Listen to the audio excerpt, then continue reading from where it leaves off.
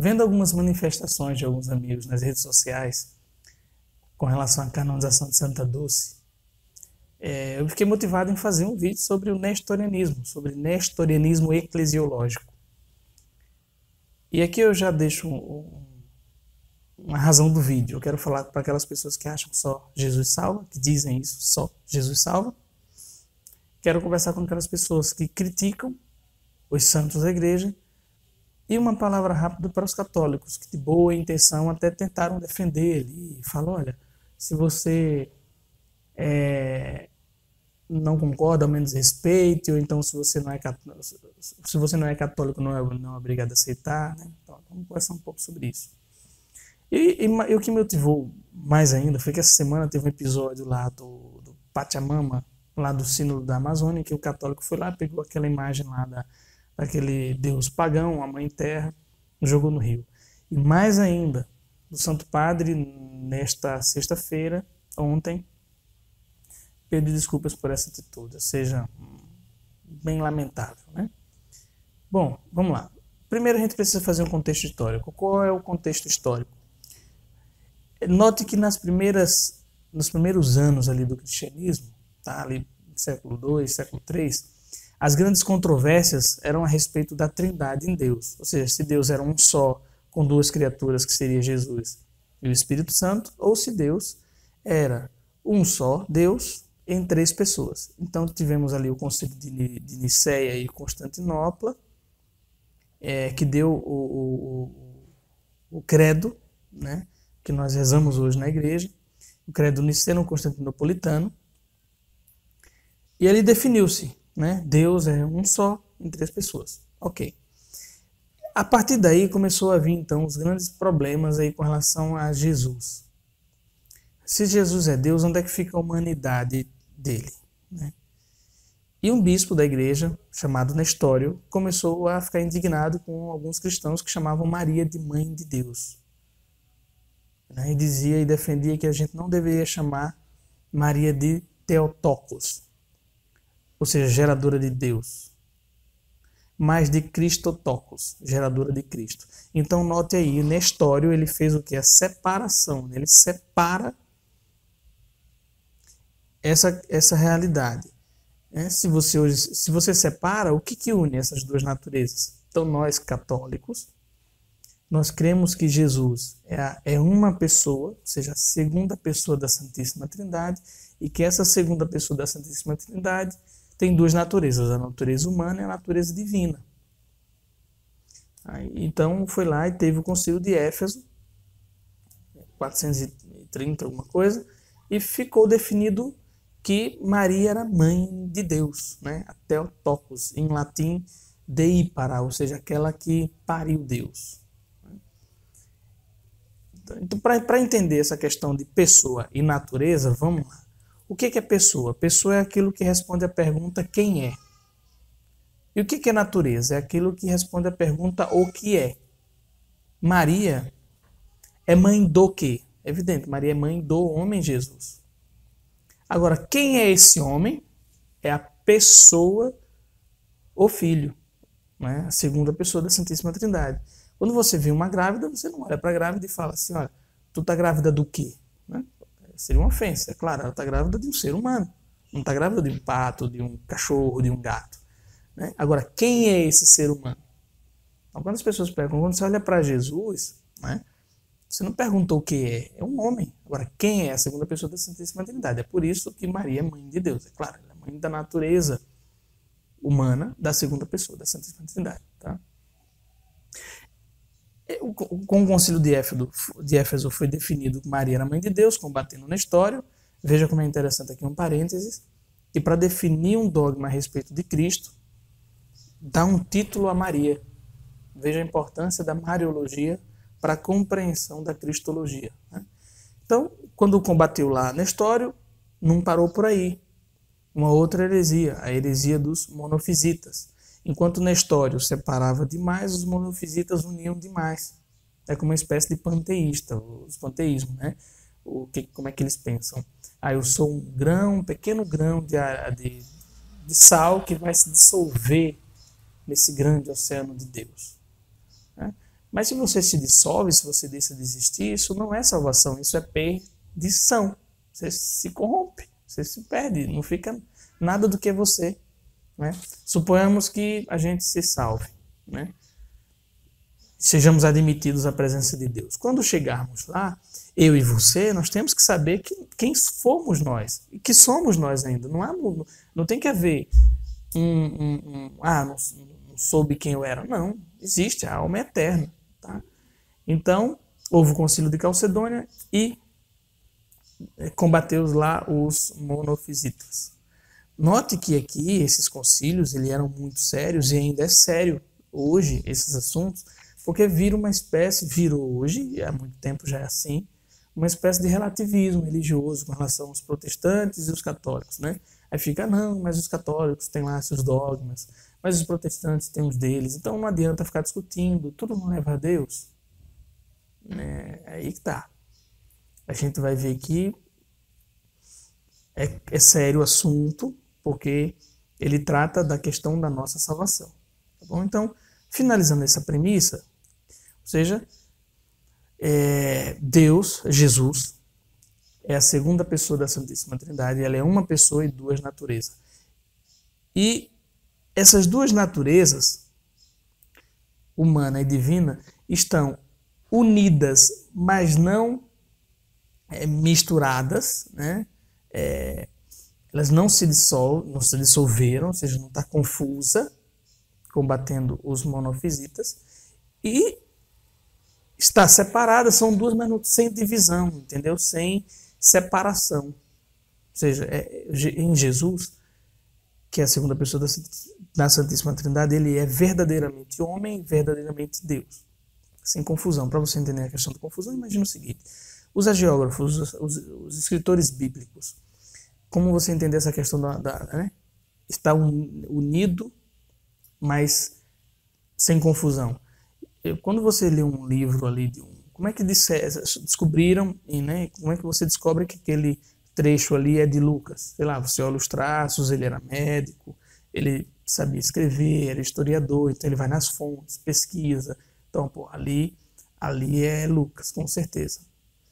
Você vai lá no Evangelho de Mateus, você vê o grego, então ali é Mateus, né? Então, assim, você percebe que esses livros, embora as pessoas sejam inspiradas por Deus, Espírito Santo, ali você vê que aquelas pessoas não deixaram de existir, aquelas pessoas são aquelas pessoas, tá bom? Então, fechou lá.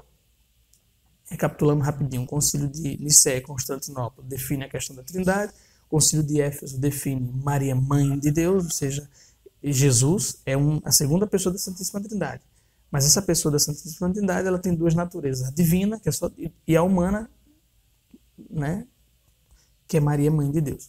E os monofisitas, de que essas naturezas não estão ligadas de modo a divina fagocitar a humana, porque aí que está. Senão não haveria salvação. É necessário que haja essa união das duas naturezas de modo perfeito, ou seja, Jesus é igual a nós em tudo, exceto no pecado, porque é isso que faz com que só Ele salve.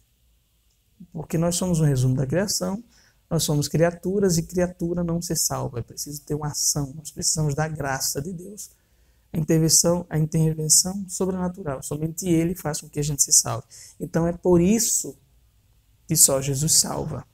Então, para você que diz assim, só Jesus salva? Para que isso aí? Não precisa, só ir direto? Tá, só Jesus salva. Só que assim, é muito difícil conversar, ter um diálogo com um protestante, com você, colega protestante, que ainda está me assistindo, né? Está assistindo até agora. Veja, é muito difícil um diálogo sério. Por quê? Porque para que haja um diálogo é preciso ter dos dois lados uma união de pensamento, né? Por exemplo, você não tem acordo entre as diversas denominações protestantes. Ou seja, não há um acordo entre um calvinista, entre um luterano, entre um adventista, entre um pentecostal. Seria necessário que houvesse acordo entre eles para que a gente pudesse discutir. Mas tem um ponto que é a pessoa de Jesus. Eu acho que todos eles estão de acordo. Né? Só Jesus salva. Também acredito, só Jesus salva. Agora vamos analisar o que é isso. Olha, nós, como eu falei, somos um resumo da criação, mineral, vegetal, animal e angélico, e nada disso se salva sem a ação divina. Precisamos da graça. Tá? Agora, como é que Deus, o que Deus fez para nos salvar? Ele usou um instrumento. Ele usou um instrumento que é a humanidade de Cristo. Somente Ele é a ponte, Ele é a salvação, Jesus, porque nele há a pessoa divina. Né? Então, esse instrumento é um instrumento de nossa salvação, tá? Então, digamos, aqui a gente, em algumas famílias ainda resta um pouco daquela tradição de pedir a bênção ao pai, a bênção à mãe, né? E pegar na mão, beijar a mão. Então, vamos lá. Quando você faz isso, você pede a bênção a alguém e beija a mão, qual é a diferença entre você beijar a sua mão, a mão do seu pai, sua mãe, para você pegar 1 quilo de alcátara na geladeira e beijar 1 quilo de alcátara? Qual é a diferença? Materialmente falando, você não vê muita diferença. Né? Ali tem osso, ali tem sangue, tem nervos. Mas o que torna diferente? Porque aquela mão é um instrumento do meu pai, que a alma do meu pai está utilizando para me abençoar. Isso é a humanidade de Cristo, um instrumento visível na história. Né? Sei lá, eu quero adorar Jesus. Então, eu pego a minha mão, faço o gesto de vassalagem, digo, meu Deus, nada posso sem vós. Ou seja, minha alma quer adorar e ela usa minhas mãos. Ela usa as minhas mãos. A minha mão não adora, né? A minha mão não conseguiria fazer isso. É a minha alma que faz. Então eu vou lá, pego meus joelhos, faço genuflexão, dobro, coloco no chão.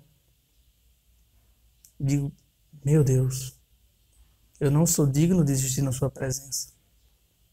Só vós pode vir até mim e me salvar. Quer dizer, a sua alma, veja, está usando um instrumento material para poder adorar a Deus.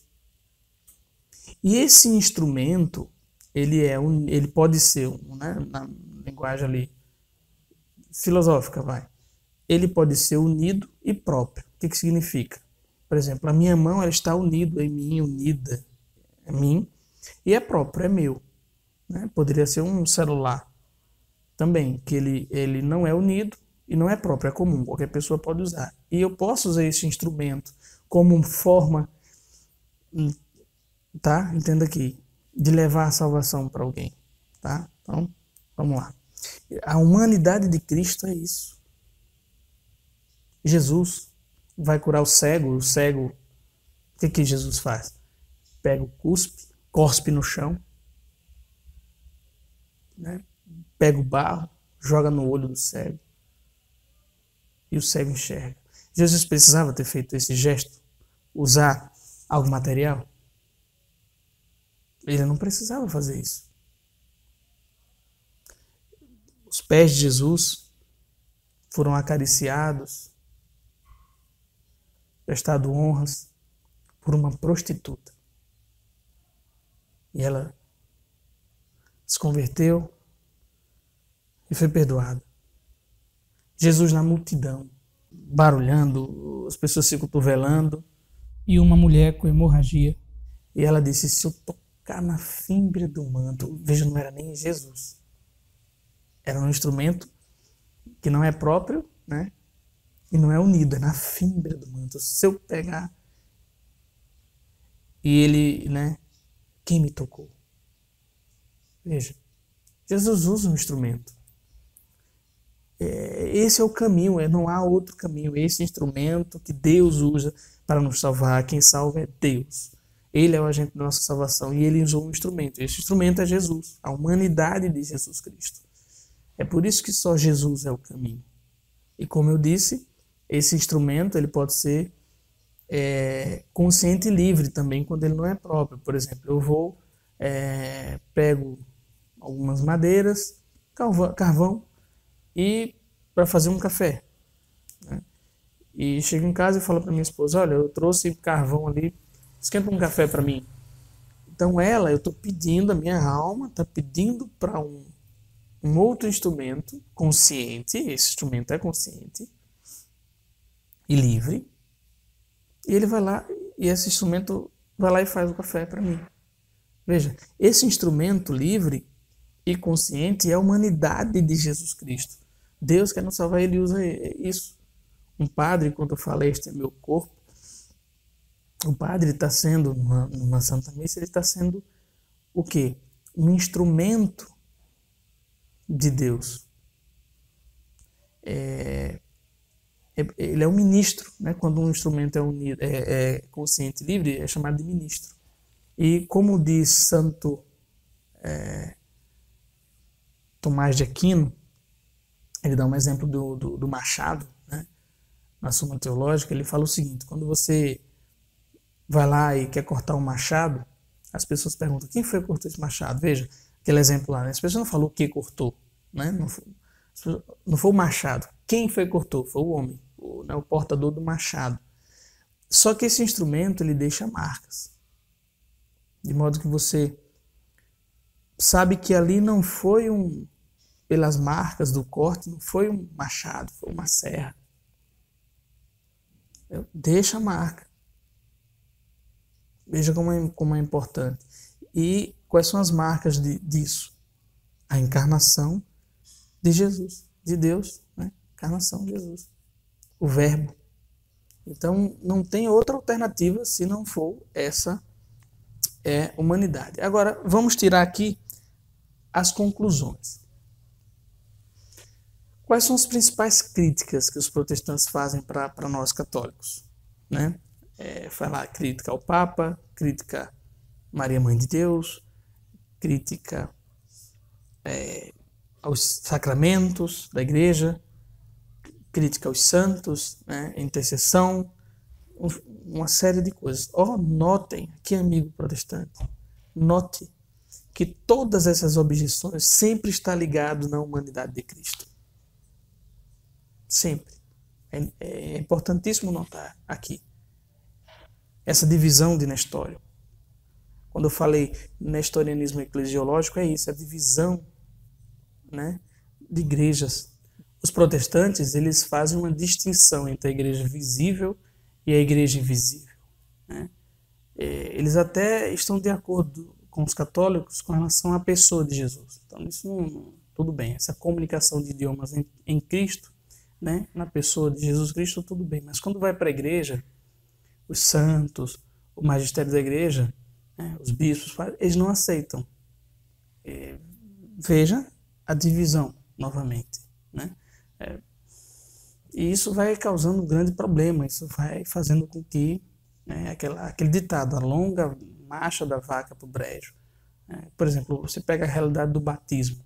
Para os luteranos, o sacramento do batismo há um derramamento da graça, mas você pega um membro da Assembleia de Deus, ele não diz que tem graça ali, entendeu? Ali era só uma expressão de uma realidade visível, uma expressão da fé, que é uma realidade invisível, entendeu? O batismo é uma realidade visível, né, da expressão da fé, é algo assim. Quer dizer, a divisão. Um dia eu fui condenado, por um protestante de ser um ateu congregacional, porque eu defendia que não existem várias igrejas.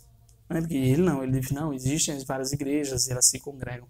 Veja, eu sou católico, existem na igreja vários dons.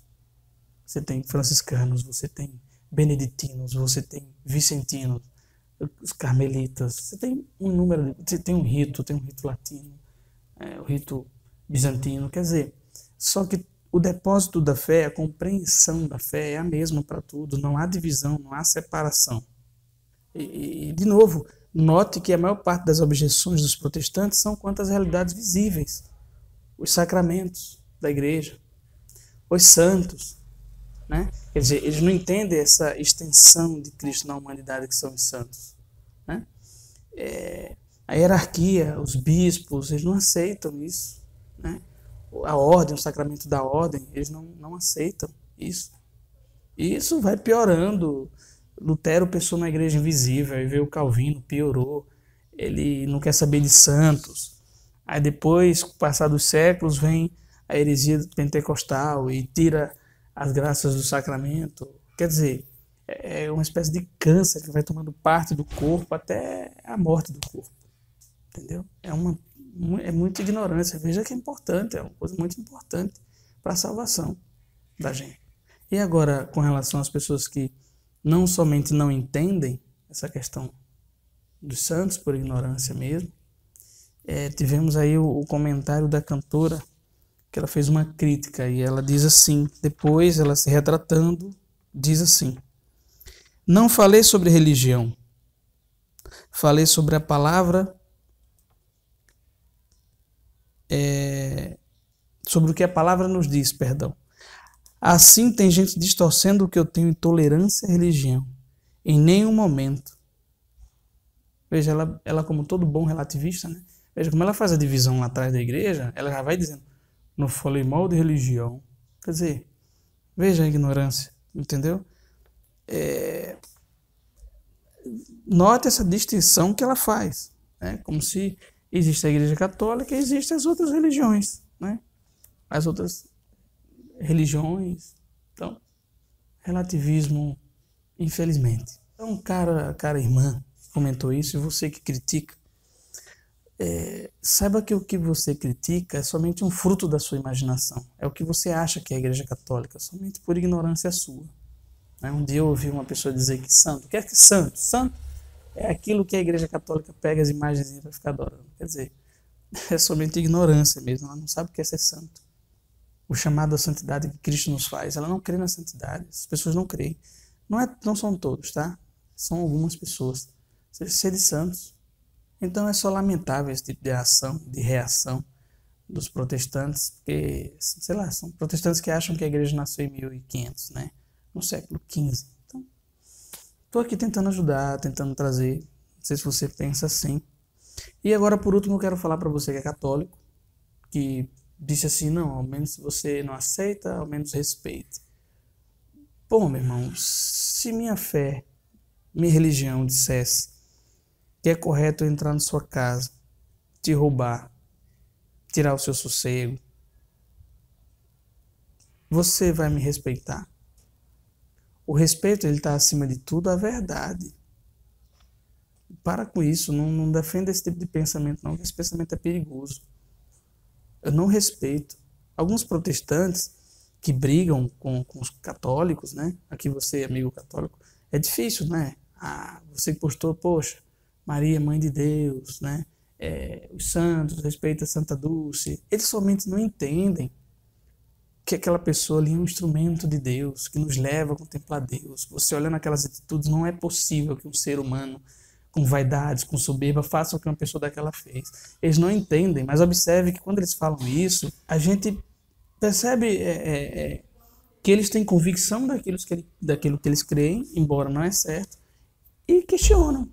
E isso é bonito. Eu nunca fiquei dizendo assim, não, eu já fiquei combatendo no começo quando eu não conhecia, né? Fazendo apologética, fazendo exegese, mas não vem ao caso. Depois eu percebi o seguinte, pô, que bonito, eles defendem isso. Eles só não conhecem ainda, mas eles defendem. Nós deveríamos fazer isso. Então, para finalizar, aquela atitude do católico que foi lá e pegou aquela imagem de culto pagão, né? As imagens para a gente católico é para nos conduzir a Deus, é para conduzir a veneração dada à imagem, é para Deus. Entendeu? A dulia, ou hiperdulia, é dada nas imagens, para os santos, está em primeiro lugar para os santos. E latria, que é a adoração, é somente para Deus. Eles não entendem isso, mas quando a gente pega aquela imagem, quando aquele católico pegou aquela imagem, a Pachamama, jogou no Rio Tibre, quer dizer, aquilo ali é uma manifestação muito bonita e está certo fazer aquilo, tem que fazer aquilo mesmo. Então, se você não defende o bem, você é um relativista. A mãe que ama o filho, que anda nas drogas, por amor ao filho, ela odeia as drogas. Você tem que odiar o que é ruim. O que é morno, Deus vomita, não presta mesmo. Então faça isso. E o Santo Padre pedir desculpas por uma atitude bonita, forte, de um católico que foi lá e tirou aquela imagem pagã de um templo sagrado. Não pode, né? Não pode. Rezemos pela igreja.